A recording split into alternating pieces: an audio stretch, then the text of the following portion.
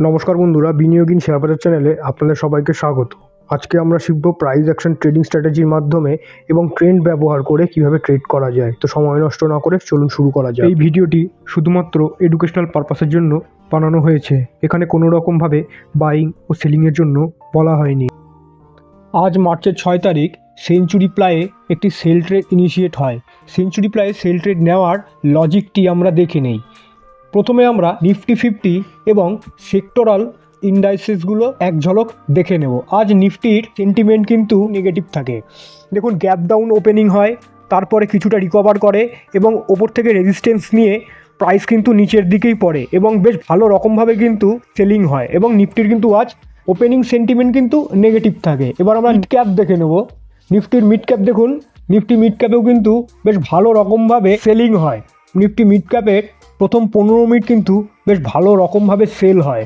350 পয়েন্টের মতন কিন্তু নিফটি মিড ক্যাপে সেল হয় এবং স্মল ক্যাপেও কিন্তু বেশ ভালো রকমভাবে সেল হয়। গ্যাপ ডাউন ওপেনিং হয় এবং তারপরে কিন্তু প্রাইস নিচের দিকেই পড়ে। আমরা মোটামুটি এখান থেকে একটি ভিউ পেয়ে গেলাম যে আজকে বেশিরভাগ সময়টা মার্কেটে সেল হওয়ার চান্সেস কিন্তু অনেকটাই বেশি এবং মার্কেটের সেন্টিমেন্ট কিন্তু আজকে নেগেটিভ। তো আমরা স্টকসে চলে যাব। আমরা সেঞ্চুরি প্লায়ের ফার্স্ট 5 মিনিটসের ওপেনিং এবং ক্লোজিং দেখে নেই। সেঞ্চুরি প্লায়ের ওপেনিং হয় 690, যার হাই ছিল 693.85 এবং লো ছিল 680.05। ক্লোজিং দেয় 684.50। ওপেনিং হয়ে একটি নেগেটিভ ক্যান্ডেল তৈরি করে এবং ভালো রকমভাবে ওপর থেকে সেল হয়। তারপরে এখানে বায়ার্সরা অ্যাক্টিভ হয়। এই ক্যান্ডেলে দেখুন বায়ার্সরা কিন্তু অ্যাক্টিভ হয় এবং আমাদের ভিউ অ্যাপ কিন্তু নেগেটিভ শো করছে, মানে এখান থেকে কিন্তু সেলার্সরা কিন্তু বেশি পরিমাণে কিন্তু অ্যাক্টিভ আছে।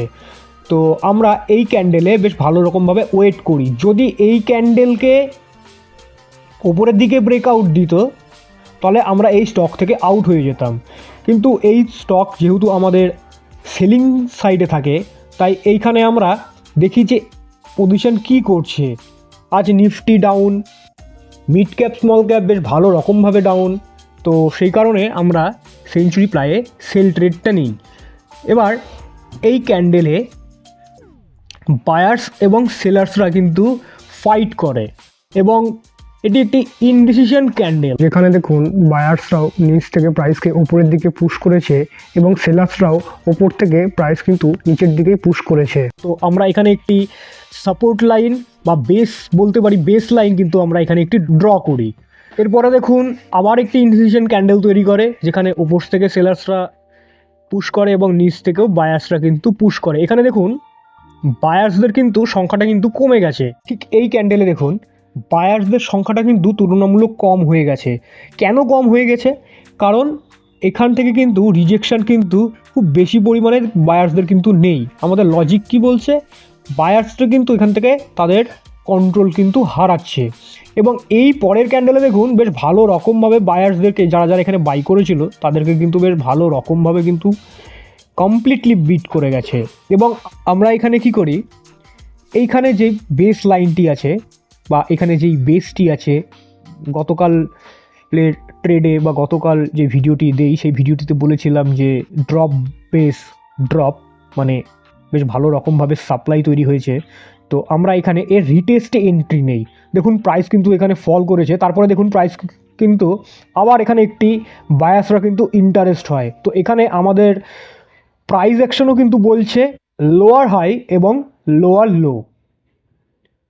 আমরা এইখানে ওয়েট করি, যদি কোনো কারণবশত প্রাইস এই বেস লাইনের ওপরে উঠে যায় বা প্রাইস যদি ওপর দিকে ব্রেকআউট দেয় তাহলে আমরা এখানে এই স্টক থেকে আউট হয়ে যাব। কারণ আজ যেহেতু মার্কেটে আজ ভীষণ রকমভাবে সেলিং চলছে, তো আমাদের বেশিরভাগ টাইমটি মার্কেটের সাথেই বা ট্রেন্ডের সাথেই আমাদেরকে চলতে হবে, মার্কেট সেন্টিমেন্টের সাথেই চলতে হবে। যদি মার্কেট আপ থাকে, মার্কেট সব সেক্টর বা যেই সেক্টরে আপনি ট্রেড করবেন সেই সেক্টর যদি আপ থাকে, নিফটি যদি আপ থাকে এবং স্টক যদি আপ থাকে তবেই আপনি সেই স্টকে বাই করবেন, বা সেই সেক্টর ইন্ডাইসেস এবং স্টক যদি ডাউন থাকে তবেই সেই স্টকে আপনি সেল করবেন।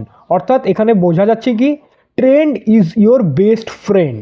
মানে আপনাকে সবসময় ট্রেন্ডের সাথেই চলতে হবে। যদি আপনি ট্রেন্ডের সাথে চলেন তবেই আপনার প্রবাবিলিটি টু উইন কিন্তু বেশি হবে। তো এবার আমরা দেখে নেই। দেখুন প্রাইস এখানে কিন্তু রিটেস্ট করে, এই বেস লাইনকে কিন্তু রিটেস্ট করে। এখানে আপনি বলতে পারেন এটি রেজিস্ট্যান্স লাইন, যে সাপোর্টকে যদি ব্রেক করে তাহলে সেটি রেজিস্ট্যান্স লাইন হিসেবে পরিণত হয়, এবং রেজিস্ট্যান্সকে যদি ব্রেক করে তাহলে সেটি সাপোর্ট লাইন হিসেবে পরিণত হয়।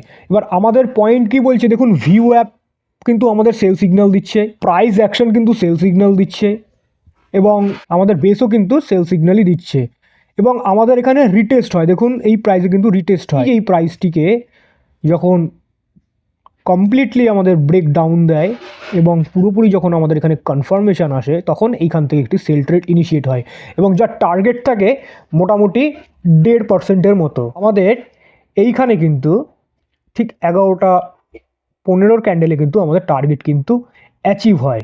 তো ভিডিওটি ভালো লাগলে লাইক, শেয়ার, সাবস্ক্রাইব অবশ্যই করবেন। Thank you.